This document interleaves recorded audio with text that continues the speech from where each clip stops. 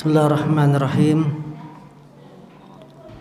Assalamualaikum warahmatullahi wabarakatuh. Innal hamdalillah nahmaduhu wa nasta'inuhu wa nastaghfiruh wa na'udzu billahi min syururi anfusina wa min sayyiati a'malina. من يهده الله فلا مضل له ومن يضلل فلا هادي له أشهد أن لا إله إلا الله وحده لا شريك له وأشهد أن محمدا عبده ورسوله لا نبي بعده. يقول الله تبارك وتعالى يا أيها الذين آمنوا اتقوا الله حق تقاته ولا تموتن إلا وأنتم مسلمون.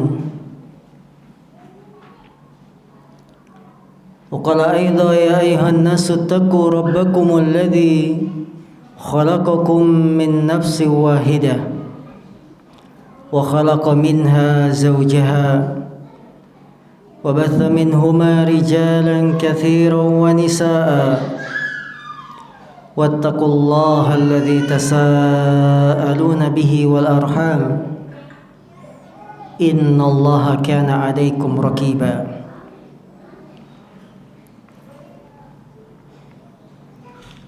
فإن أصدق الحديث كتاب الله وخير الهدي هدي محمد صلى الله عليه وسلم وشر الأمور محدثاتها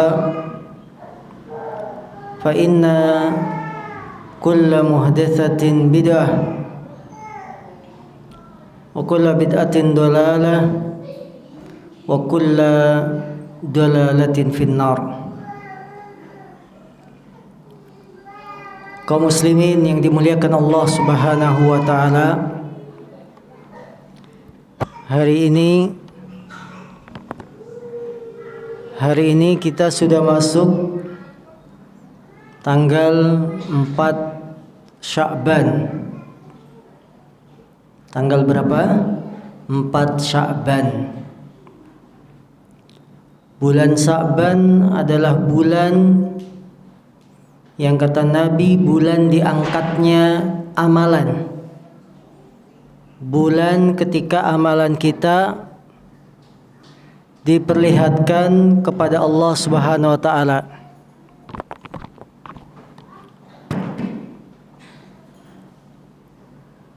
Karena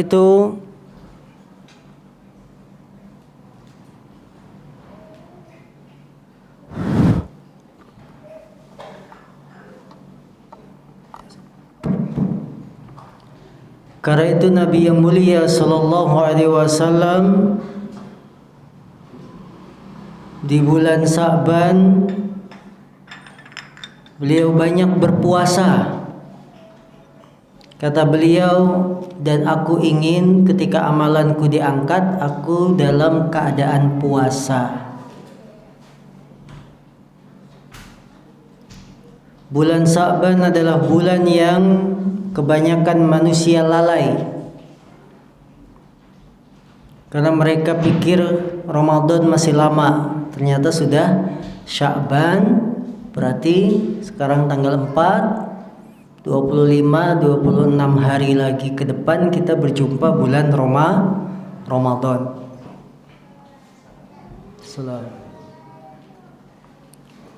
Maka kaum muslimin, persiapan dengan puasa sunnah silakan di bulan ini, semampu sesuai kemampuan kita masing-masing,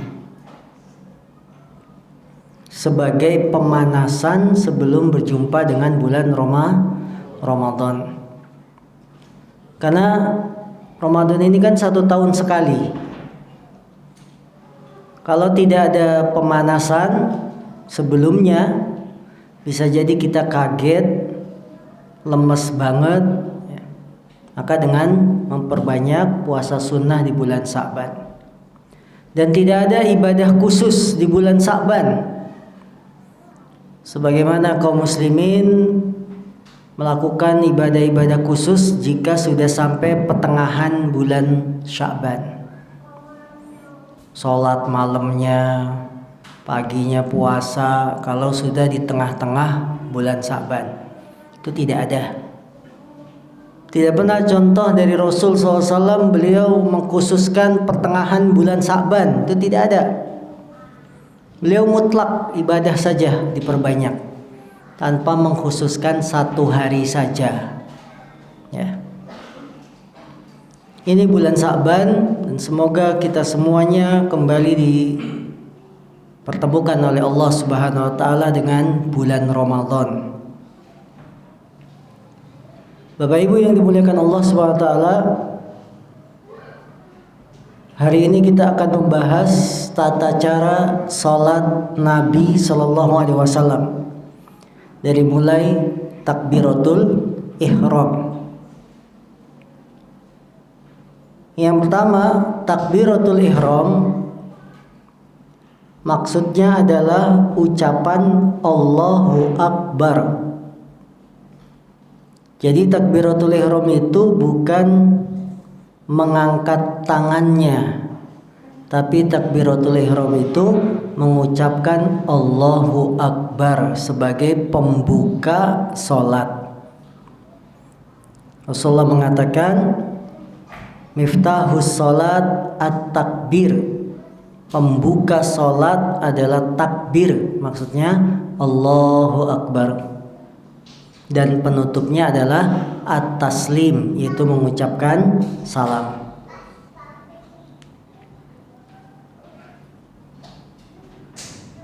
Takbir Allahu Akbar ini termasuk rukun salat.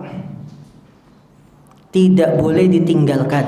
Orang kalau mau sholat harus ngucapin di awal Allahu Akbar. Baik kita sebagai makmum yang ketinggalan, masbuk, atau sholat sendirian, atau sholat bersama imam dari awal, masing-masing makmum membuka sholat dengan ucapan Allahu Akbar. Dia rukun, tidak boleh ditinggal. Karena itu Bapak Ibu, jangan sholat itu diam. Mau mulai sholat diam, angkat tangan, ngucapin Allahu Akbar. Jangan ya, cuma angkat tangan doang tapi tidak takbir. Ini keliru. Jadi harus diucapkan apa? Allahu Akbar, itu pembuka, tanda kita mulai sholat. Ya, jadi orang kalau sudah takbir itu kan seolah-olah saya ini masuk ibadah, nah, gitu. Saya ini sudah mulai setar. Maka ucapin, jangan diam saja. Yang kedua, takbir ini diucapkan dalam keadaan berdiri. Tidak boleh sambil ruku. Kalau ngucapin takbiratul ihram itu berdiri tegak, Allahu Akbar. Jangan karena kita masbuk, telat sholat, masuk ke shaf jamaah sambil ruku baru Allahu Akbar. Salah. Takbiratul ihram itu harus dilakukan dengan berdiri, bukan sambil ruku, apalagi sambil jalan begini ruku ya. Yang ketiga, takbir ini ucapannya harus Allahu Akbar, nggak boleh diganti yang lain. Allahu A'zam, walaupun maknanya sama. Allahu Akbar artinya apa? Allah Maha Besar. Allahu A'zam sama, A'zam itu besar juga, tapi nggak boleh diganti. Harus Allahu Akbar. Saya pengen khusyuk, pakai bahasa Jawa. Allah nu maha ageng. Boleh? Tidak boleh. Ya. Sempat ramai kan sholat dua bahasa. Bahasa Jawa, bahasa Indonesia. Tidak boleh. Ini harus pakai bahasa Arab. Allahu Akbar. Itu juga bukan bahasa Arab yang lain. Harus Allahu Akbar. Nggak boleh diganti. Ya, baik. Kemudian dalam mengucapkan Allahu Akbar, antara Allah dan Akbar tidak ada jeda. Jangan sampai Allah Akbar, tapi Allahu Akbar. Tidak dijeda lama, harus nyambung. Allahu Akbar. Kemudian huruf alif pada kata Allah jangan dipanjangin. Allahu Akbar. Jangan. Kalau alifnya dipanjangin, maknanya berubah menjadi apa? Apakah Allah Maha Besar? Jadinya pertanyaan. Harusnya kan Allah Maha Besar. Ketika alifnya dipanjangin, Allahu Akbar, apakah Allah Maha Besar? Salah. Kemudian huruf ba pada kalimat akbar, pada kata akbar jangan dipanjangin. Akbar. Salah. Harus pendek dia. Akbar.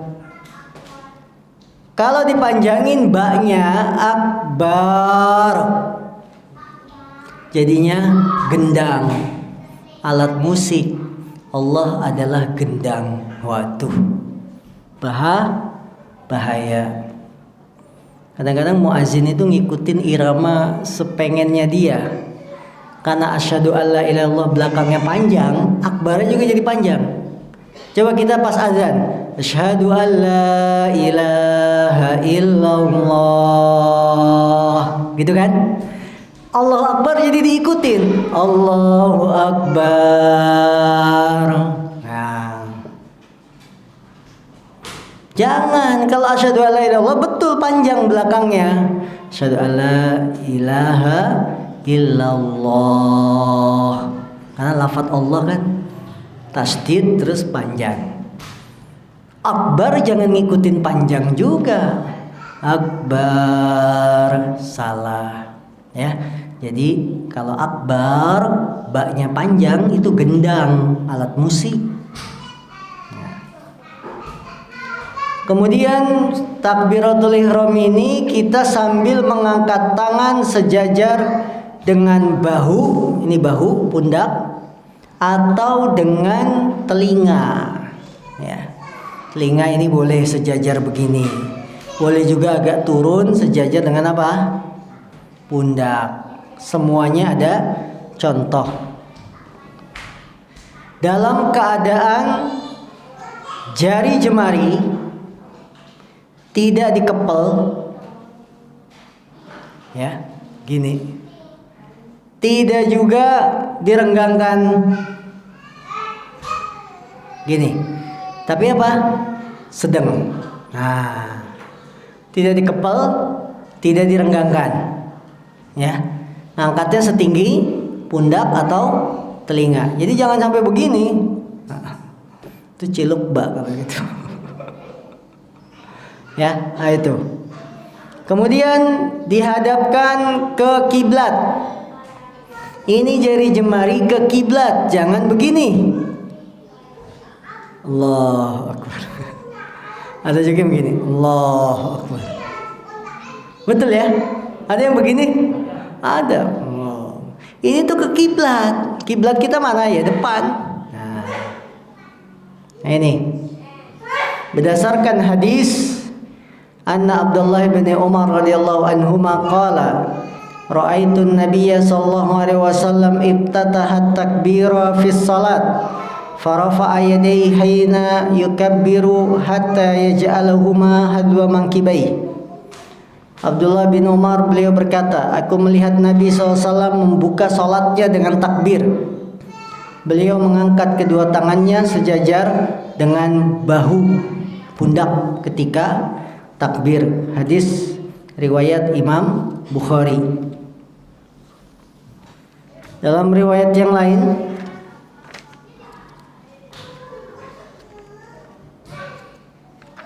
an Malik bin Huwairis anna Rasulullah SAW kana idza kabbara rafa'a yadayhi hatta yuhadhiya bihima udhunai. Malik bin Huwairis berkata, adalah Rasulullah SAW apabila beliau bertakbir, beliau mengangkat kedua tangannya sampai sejajar dengan kedua telinganya. Riwayat yang pertama sejajar dengan pundaknya, riwayat kedua sejajar dengan kedua telinganya. Ya. Karena itu Imam Az-Zahabi berkata, mengangkat tangan adalah sunnah yang mutawatir.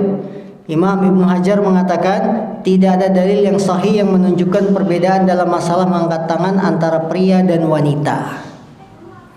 Jadi pria, wanita, ibu-ibu, bapak-bapak ngangkat tangannya tidak dibeda-bedain. Dulu kita diajarin kalau ibu-ibu takbiratul ihram gak usah tinggi-tinggi, sedada gini, melekuk. Tidak, kata Imam Ibnu Hajar, tidak ada perbedaan antara laki-laki dan wanita dalam mengangkat kedua tangan.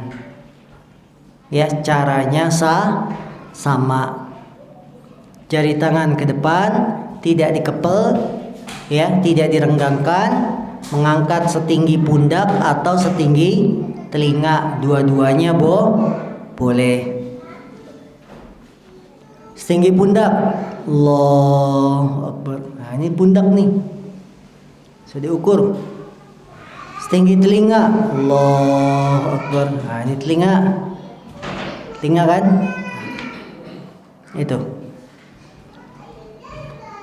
Kemudian bagaimana cara ngangkat tangan dengan takbir? Apakah bersamaan?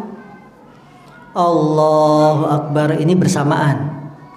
Ataukah angkat tangan dulu baru takbir? Allahu Akbar. Ataukah dibalik, takbir dulu baru angkat tangan? Allahu Akbar. Tiga-tiganya boleh. Takbir Allahu Akbar, ya, diangkat bersamaan dengan angkat tangan boleh. Yang pertama, boleh kita mengangkat tangan sambil takbir Allahu Akbar, boleh bersamaan. Cara kedua, ya, yang bersamaan itu contoh dari hadisnya Ibnu Umar. Bersamaan begini berarti Allahu Akbar, itu bersamaan. Kata sahabat Ibnu Umar, aku melihat Rasulullah membuka sholat dengan takbir. Beliau mengangkat kedua tangannya ketika bertakbir sampai sejajar dengan kedua pundak. Beliau angkat tangannya ketika bertakbir. Allah. Itu bersamaan. Allah. Nah, itu sama. Cara kedua, mengangkat kedua tangan terlebih dahulu baru mengucapkan Allahu Akbar. Gimana? Allahu Akbar, boleh. Cara ketiga, takbir dulu baru angkat tangan Allahu Akbar, boleh. Ya, jadi ada 3 cara. Silakan dipraktekkan dan semua ada hadisnya.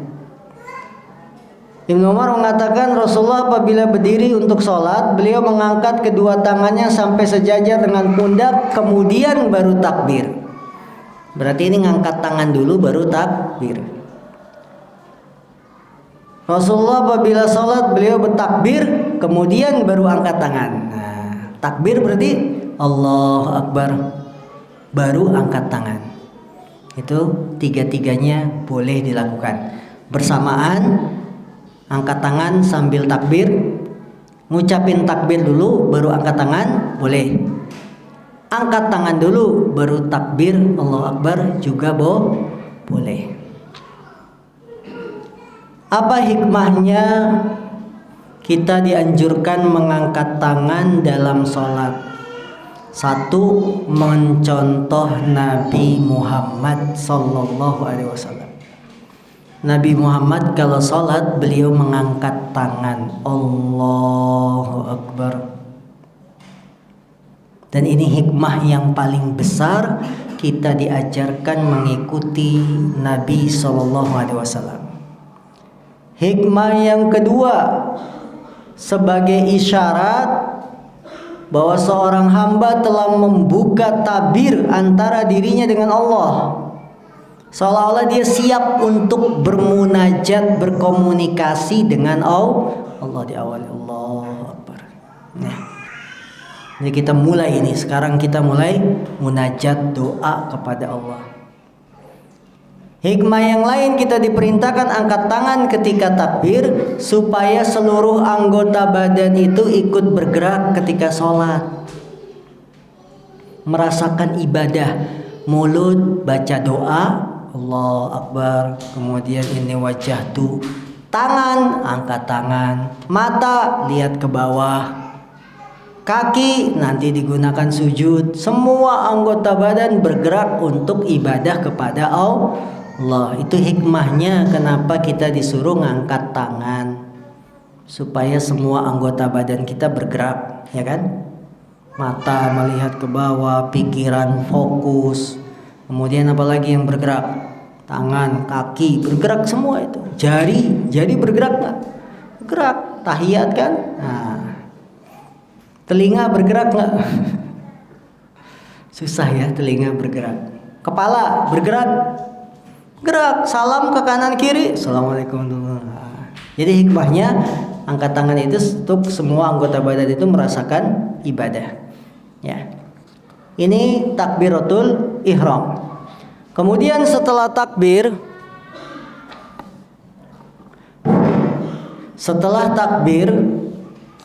kita mengarahkan pandangan ke tempat sujud atau ke depan. Mengarahkan pandangan ke tempat sujud kita, bukan tempat sujud orang lain, ke tempat sujud kita. Dan apa? Dilarang mendongak ke atas. Tahu mendongak? Dangak ke atas itu tidak boleh. Jadi lihatnya kemana? Tempat sujud atau ke depan. Nah, depan boleh, ya. Rasulullah mengatakan, la yantahiyanna aqwamun yarfa'una absarahum ila samai fis shalah aw la tarji'u ilaihim. Hendaklah seorang itu berhenti dari mengangkat pandangannya ke langit, dengak ketika sholat, atau Allah akan hilangkan pandangannya. Jadi sholat itu fokus melihat tempat sujud, jangan nengok-nengok ke atas, ya. Mendingan nengok ke bawah tempat sujud. Walaupun pelaponnya baru, jangan dilihat. Yang baru karpetnya ini, lihat itu. Ya, itu. Baik, fokus pandangan kita ke tempat sujud. Kemudian tangan ini cara naruhnya di mana ini habis takbir? Allah. Nah, di mana ini? Di tangan kanan di atas, tangan kiri di bawah. Tangan kanan di atas punggung tangan kiri. Mana punggung? Ini. Atau pergelangan tangan atau lengan. Jadi boleh begini, boleh begini, boleh begini. Ada 3. Berdasarkan hadisnya Wa'il bin Hujair, dia berkata, "Sholaitu ma'a Rasulillah sallallahu alaihi wasallam wa wada'a yadahu al-yumna 'ala yadihi al-yusra 'ala sadri." Aku sholat bersama Nabi SAW, maka beliau meletakkan tangan kanannya.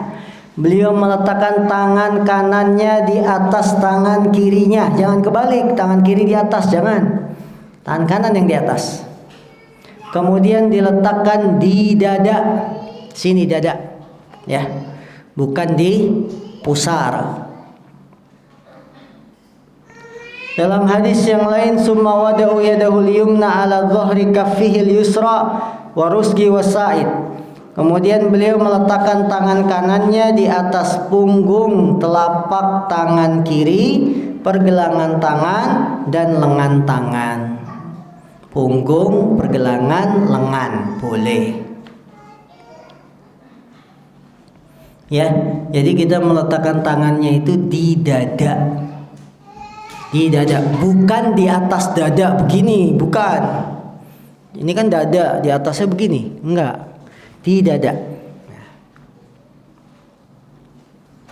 Kata Syekh Albani, meletakkan kedua tangan selain pada dada, maka dasar hukumnya lemah atau tidak ada asalnya. Ya. Yang meletakkan tangan selain dada itu dasar hukumnya lemah atau tidak ada asalnya. Ada yang di lambung miring, ya, kayak orang megang pedang katanya. Tapi yang benar di dada, dan itu pun tidak begini, ya.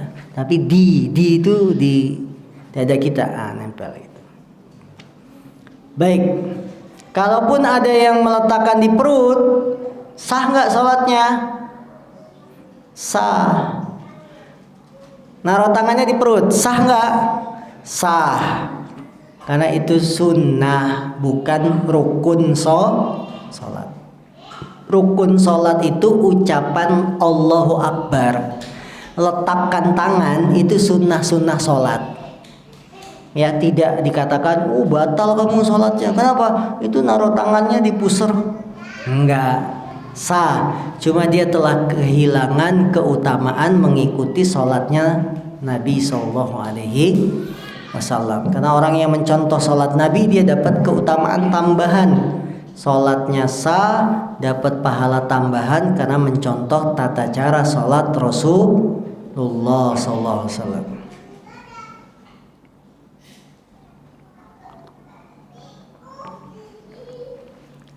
Berikutnya membaca doa iftitah.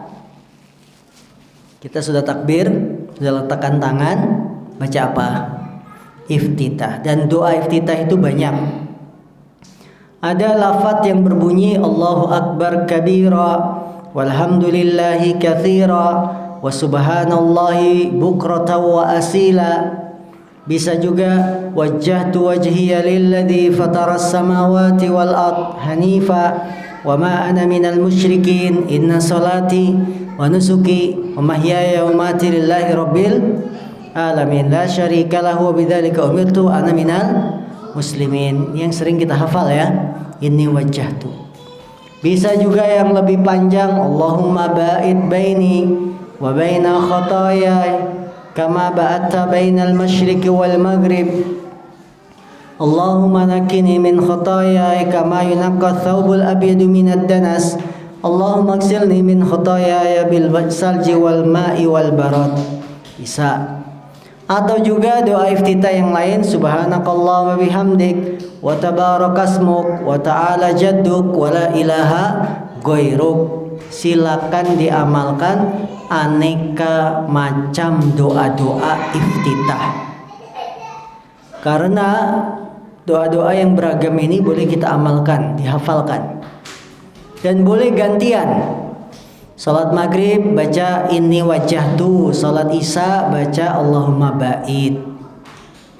Salat subuh baca yang pendek, subhanakallah bihamdik wa tabarakasmuk wa ta'ala jadduk wa la ilaha ghairuk.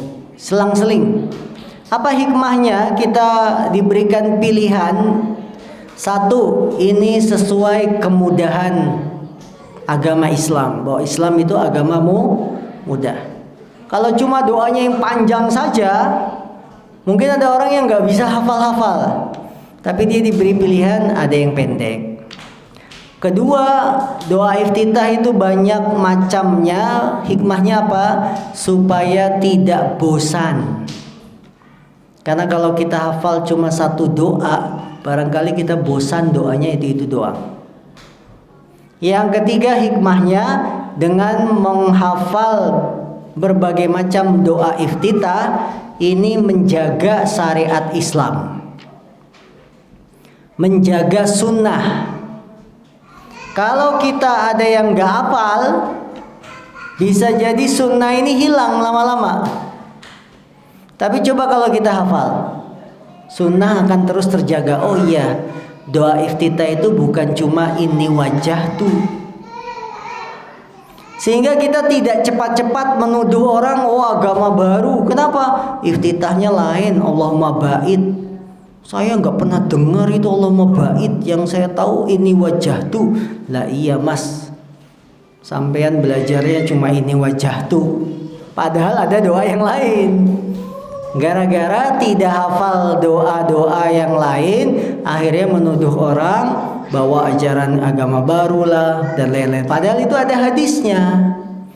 Ya, jadi kalau bisa macam-macam doa iftitah itu dihafalkan supaya sunnah ajaran Nabi berupa doa iftitah tetap terjaga. Kalau kita hafalnya cuma satu doa, yang lainnya bisa hilang ini. Ya, dan nanti kita menjadi orang yang tidak paham perbedaan. Oh, ada toh doa iftitah yang lain.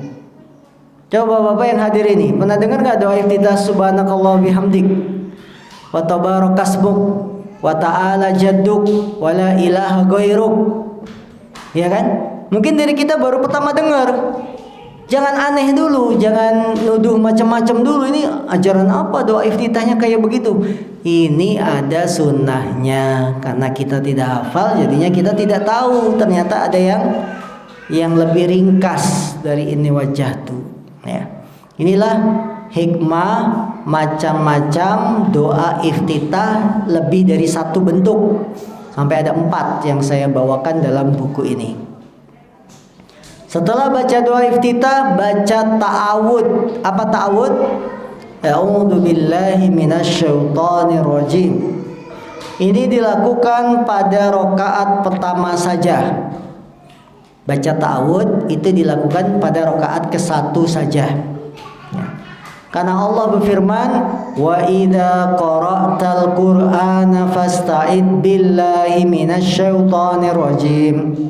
Apabila kamu membaca Al-Quran, hendaklah kamu minta perlindungan kepada Allah. Jadi kita sebelum baca Al-Fatihah minta perlindungan kepada Allah. Para ulama berselisih pendapat, ta'awud itu diucapin setiap rakaat ataukah cukup rakaat ke-1 saja. Imam Ibnu Qayyim beliau lebih menguatkan cukup rakaat ke-1 ditambah bila ada hajat untuk ta'awud, boleh ta'awud. Contoh diganggu setan. Jadi ta'awud itu cuma rakaat ke-1 setelah iftitah. A'udzubillahi minasyaitonirrajim. Alhamdulillahirabbil alamin.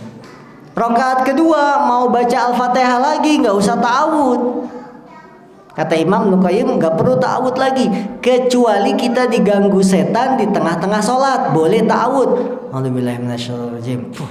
Sambil meludah ke arah kiri. Bapak-bapak praktek kalau sholat sendirian rakaat kedua baca ta'awud nggak?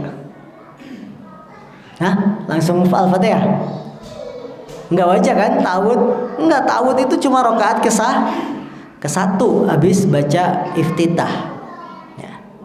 Lafaz ta'awud, a'udzubillahi minasyaitonirrajim, boleh. Atau a'udzubillahi samiil alimi minasyaitonirrajim. Yang panjang lagi, a'udzubillahi samiil alimi minasyaitonirrajim min hamzihi wa nafthihi wa nafathihi. Itu boleh. Jadi ada 3 bacaan lafaz ta'awud. Setelah ta'awud membaca basmalah. Bismillahirrahmanirrahim.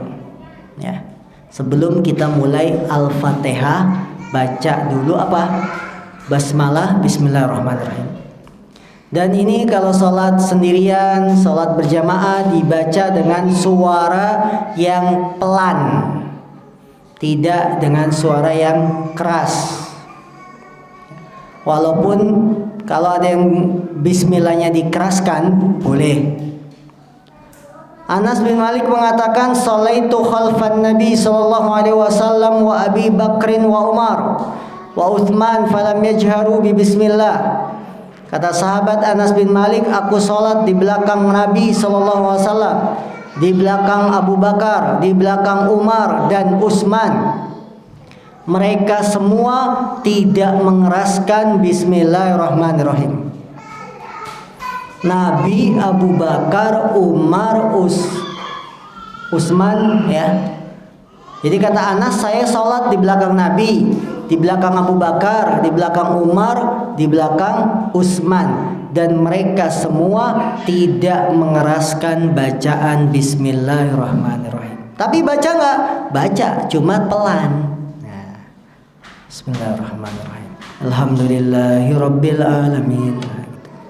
Jadi bismillahnya tetap dibaca.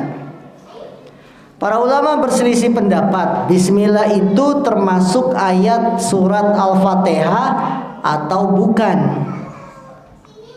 Dalam Al-Qur'an versi cetakan kita, Departemen Agama, bismillah itu ayat ke-1. Coba dilihat di Quran. Bismillah itu sudah ayat ke-1 surat Al-Fatihah. Karena dia ayat ke-1, maka wajib dibaca. Karena kita sholat wajib baca surat Al-Fatihah. Wajib dibaca bismillahnya. Orang yang sholat tidak baca Al-Fatihah, sholatnya tidak sah. Maka bismillahnya harus dibaca. Ya, itu. Setelah baca bismillah yang merupakan ayat ke-1 surat Al-Fatihah, bacalah ayat keduanya. Alhamdulillahirabbil alamin dan seterusnya. Rahmanirrahim, ya. Sampai waladdallin. Karena Nabi bersabda, la salata liman lam yaqra bi Fatihatil kitab. Tidak sah salat orang yang tidak baca surat Al-Fatihah. Wajib dibaca Al-Fatihah. Salat sendirian baca Al-Fatihah. Salat berjamaah sama imam baca Al-Fatihah. Ya, harus dibaca baik salat sendiri atau ketika kita berjamaah. Setelah Al-Fatihah selesai, mengucapkan amin, yang artinya ya Allah kabulkanlah. Allahumma stajib, ya Allah kabulkanlah. Karena surat Al-Fatihah itu banyak mengandung permintaan doa. Ya Allah, tunjukilah aku jalan yang lurus, ya. Bukan jalan orang yang tersesat, bukan jalan orang yang dimurkai, ghairil maghdubi alaihim waladhdallin. Setelah mengucapkan amin, ya Allah kabulkanlah, maka kita membaca surat Al-Qur'an. Pilih salah satu surat di dalam Al-Qur'an, ya. Pada 2 rakaat pertama, yang mudah saja. Salat subuh 2 rakaat, dua-duanya baca ada Al-Qur'annya setelah Al-Fatihah. Salat zuhur 2 rakaat pertama saja. Salat asar 2 rakaat pertama, maghrib 2 rakaat pertama, isya juga 2 rakaat pertama. Setelah Al-Fatihah baca ayat Quran. Adapun salat Jumat dua-duanya 2 rakaat ini baca surat. Kebiasaan Nabi kalau sholat subuh baca surat Qur'annya dari surat Qaf sampai amma yatasaalun. Qaf itu juz 26, ya. Juz 26. Itu bacanya Qaf, akhir juz 26 masuk juz 27. Sampai juz 30 amma yatasaalun. Itu Nabi kebiasaannya. Milih, bukan semuanya dibaca 3 juz, enggak. Hari ini baca Al-Qalam juz 29, ya itu. Salat zuhur, asar dan isya Nabi biasa membaca dari juz Amma Yatasaalun sampai surat Ad-Duha. Beliau pilih. Dan An-Naba, An-Nazi'at, Abasa itu dia pilih. Kapan? Zuhur, asar, isya. Zuhur, asar, isya. Beliau memilih antara Amma Yatasaalun sampai Ad-Duha. Salat maghrib kebiasaan Nabi dari Ad-Duha ke bawah. Jadi bagi imam yang mengimami salat kalau maghrib bisa memilih antara surat Ad-Duha sampai ke bawah, sampai An-Nas. Pilih Ad-Duha apa At-Tin. Rakaat pertama Ad-Duha, rakaat kedua Alam Nasra, atau dibalik diganti-ganti, rakaat pertama Al-Qari'ah, rakaat kedua At-Takasur, silakan ya, antara apa? Ad-Duha sampai An-Nas. Baik, ini membaca surat Al-Qur'an. Dan membaca surat Al-Qur'an itu hukumnya sunnah. Hukumnya apa? Sunnah, bukan rukun sholat. Artinya kalau imam lupa, misalkan taraweh nih kan 11 rakaat, habis Al-Fatihah imam baca ayat Quran, ada yang lupa, dia langsung ruku, boleh nggak? Boleh, walaupun baru satu ayat sudah lupa, kemudian langsung ruku, boleh ya, karena hukumnya sunnah saja.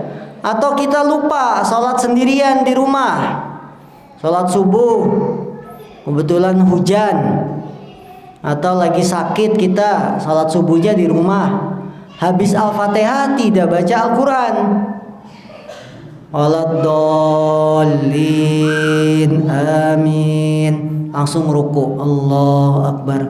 Sah nggak sholat subuh kita? Sah, karena baca Quran setelah Al-Fatihah hukumnya hanya sunnah. Maka kalau imam salah itu jangan ribut, semuanya ngingetin imamnya itu pusing, mana yang benar ya? Oh ini suara Pak Umar ya, Pak Umar ngingetinnya kayak gini. Ini Pak Makmun lain lagi ngingetinnya, pusing imamnya. Daripada pusing saya ruku aja dah, Allahu Akbar. Boleh nggak? Boleh, sah. Salatnya sah karena baca ayat Quran setelah Al-Fatihah hanya sunnah, ketika ditinggalkan tidak ada pengaruhnya sama sholat kita. Habis baca ayat Al-Quran kita takbir Allahu Akbar, kemudian ruku. Ruku itu posisi punggung lurus rata ya, ruku dengan punggung dengan kepala itu lurus sejajar, tidak terlalu bungkuk, tidak juga naik. Nah, dengan posisi tegak, ruku sejajar, tidak terlalu begini, tidak pula terlalu kurang nunduk. Dalam masalah ruku jangan disamakan seperti kita menghormati manusia. Kalau menghormati manusia semakin tunduk berarti semakin hormat. Nah, betul? Betul. Kita kalau menghormati orang tua semakin menunduk, berarti anak cakep ini, anak soleh. Sampai nyium kaki segala, anak berbakti. Tapi dalam masalah ruku jangan dipakai kaidah begini. Saya pengen hormat sama Allah, semakin tunduk. Enggak bener. Boleh rukunya semakin begini? Karena pengen hormat sama Allah, kayak kita ngormatin orang tua, semakin nunduk semakin hormat. Tidak. Dalam sholat itu jangan pakai akal, tapi mengikuti contoh praktek sholatnya Nabi Muhammad SAW. Ya, jadi tengah-tengah. Posisi tangan menggenggam lutut. Ya, menggenggam lutut dengan kuat, ya. Menggenggam kedua lutut, kemudian punggung lurus dengan kepala, seolah-olah kalau ditaruh air tidak tumpah di atas punggungnya. Nah itu posisi ruku. Maka jangan disamakan kayak kita menghormati manusia, semakin nunduk semakin hormat. Kalau dalam ruku tidak, tengah-tengah ya, karena mengikuti petunjuk Rasul SAW. Kemudian membaca doa ruku, subhana rabbiyal azim. Jika ditambahkan subhana rabbiyal azim wa bihamdi, boleh. Minimalnya 1 kali, maksimalnya ya boleh lebih dari 1. Afdol 3 kali. Lebih dari 3 boleh 4, 5, 6. Karena imamnya misalkan lama, rukunya lama, kita sudah 3 kok imam belum bangun-bangun, baca lagi subhana rabbiyal azim wa bihamdi subhana rabbiyal azim, boleh. Karena kata Nabi, wa amma ruku fa'azzimu fihi rabb wa amma sujud fa'akthiru fihi doa. Adapun ruku maka agungkanlah Rabbmu sebanyak-banyaknya, subhana rabbiyal azim subhana rabbiyal azim. Adapun sujud perbanyaklah doa, minta sama Allah. Kalau ruku nggak boleh minta. Ruku itu bacanya subhana rabbiyal azim aja, nggak boleh minta ya Allah jodoh, ya Allah, ya Allah lapangkan rizki, hilangkanlah corona. Lagi ruku nggak boleh. Itu diucapinnya mau doa nanti pas sujud. Setelah baca doa sujud kita minta apa saja boleh. Tapi untuk ruku nggak boleh berdoa, cukup baca doa ruku saja. Nggak boleh minta yang lain-lain saat ruku. Subhana rabbiyal azim, subhana rabbiyal azim, subhana rabbiyal azim. Diulang-ulang sampai imamnya bangun. Jangan ditambahin Rabbana atina, nggak boleh. Itu nanti saat sujud. Doa ruku bisa subhana rabbiyal azim, subhana rabbiyal azim wa bihamdi, atau subhanakallahumma rabbana wa bihamdika Allahumma firli, subhanaka Allahumma rabbana wa bihamdika Allahumma firli. Itu bisa juga dibaca sebagai doa ruku. Kemudian bangkit dari ruku, apa sebutannya? Iktidal. Bangkit dari ruku, iktidal, sambil mengangkat kedua tangan sebagaimana takbiratul ihram, setinggi telinga sami Allah, atau setinggi pundak sami Allahu liman hamidah. Ya. Allah Maha mendengar, mengabulkan doa orang yang memujinya. Itu terjemahan dari sami Allahu liman hamidah. Kemudian baca doa apa? Rabbana lakal ham, atau Rabbana walakal ham. Rabbana Allahumma Rabbana lakal ham, Allahumma Rabbana walakal ham. Bisa ditambahin mil'as samawati wa mil'al ardi wa mil'a ma syi'ta min syai'in ba'du. Ya, sampai tidak sujud kita lanjutkan bulan depan, sudah puasa. Ya, bulan depan udah puasa ya. Kamis ketiga, pas itu memang puasa. Kamis ketiga, mulainya Rabu kan puasa. Hari kedua puasa. Ya, nanti dibicarakan lah. Mau buka puasa apa enggak.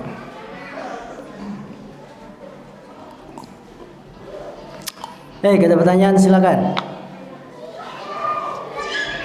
Bu Asna, Diding.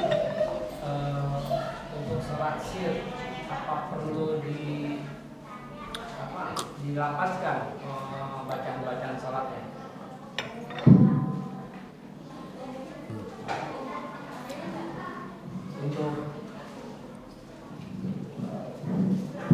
Untuk salat sir, iya. Seperti rakaat ketiga atau keempat itu, apakah bacaannya harus dilapaskan atau tidak? Iya.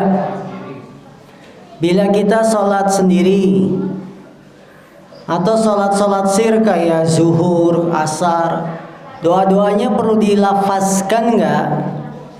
Jawabannya iya, cuma tidak keras. Minimal bibir kita bergerak. Misalkan sholat zuhur rakaat ketiga, nah begitu ya, bibir itu bergerak minimal, jangan diem. Karena sholat itu nggak ada diem. ya, kecuali kita diam dengerin bacaan imam saat berjamaah.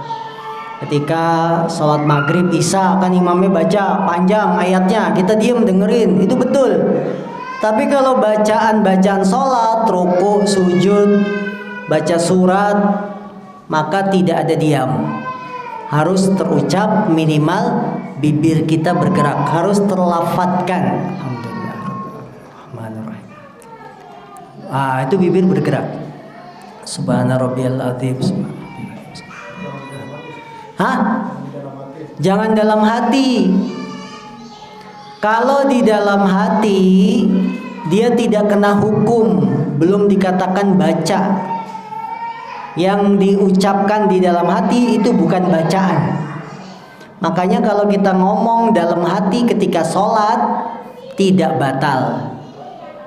Imamnya lagi baca Al-Fatihah, kita dengerin, dalam hati ngomong, cakep bener ini bacaan imam. Ngomong dalam hati, cakep bener ini bacaan imamnya, merdu. Cuma dalam hati, sholat kita batal nggak? Enggak. Coba terucap.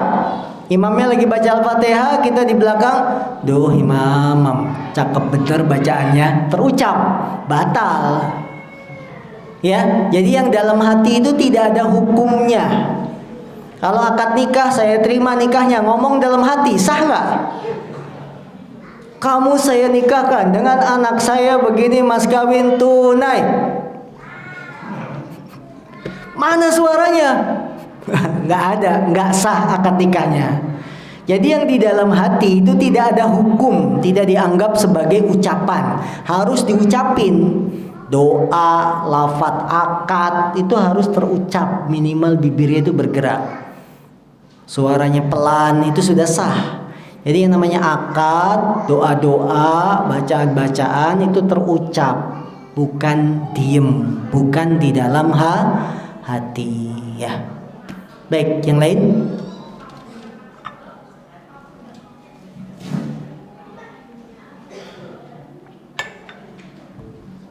Assalamualaikum warahmatullahi wabarakatuh. Waalaikumsalam warahmatullahi wabarakatuh.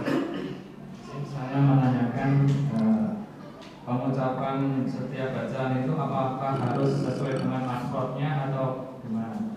Yang kedua, di dalam pengucapan sami Allahu liman hamidah itu sami itu ada mainnya ya? Sami'a. Ada mainnya. Ya? Sami'allah ya. Dibaca sami Allah itu gimana? Sami Allah. Mainnya hilang. Iya. Baik, yang pertama, pertanyaan pertama, apakah lafadz-lafadz dalam sholat diucapkan sesuai makhrajnya? Iya. Terutama bacaan Al-Quran berupa Al-Fatihah itu sesuai makhraj tartil, karena Allah berfirman warattilil Qur'ana tartila, dan bacalah Quran itu dengan tartil. Habis Al-Fatihah baca surat Quran, ini juga baca dengan tartil, ya. Nah, bagaimana dengan Allahu Akbar? Tetap sesuai dengan makhraj, sesuai dengan tartil supaya terjemahannya tidak berubah. Sekarang ketika i'tidal, sami Allah, ini salah. Yang betul sami Allah, A-nya itu ain nyambung ke Allah, bukan sami Allah, tapi sami Allah.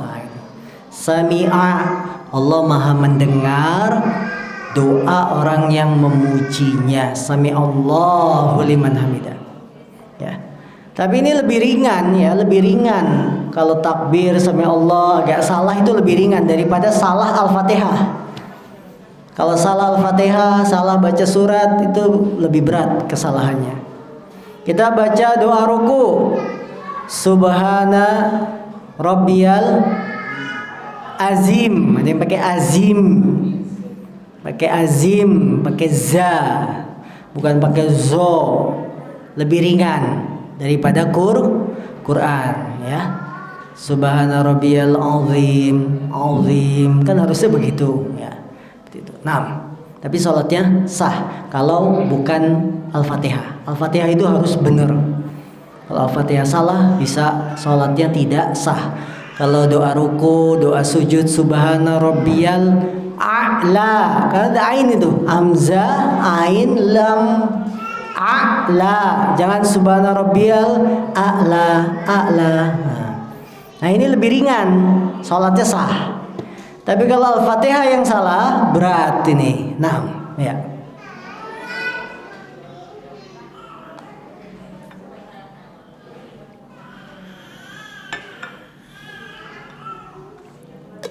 Cukup Bapak-bapak, insya Allah berjumpa dengan puasa Ramadan.